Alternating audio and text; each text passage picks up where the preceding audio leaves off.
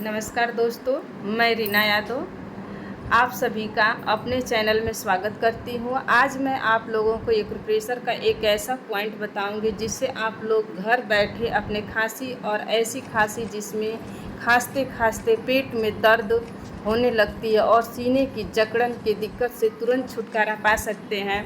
ये point bilateral है, दोनों ही हाथों में। इस पॉइंट का नाम है SP5 पॉइंट पर ये मैग्नेट लगाएंगे। मैग्नेट जो स्किन में टच करेगा वाइट और जो बाहर से दिखेगा येलो, ये मैग्नेट दोनों ही हाथों में लगाएंगे। धन्यवाद।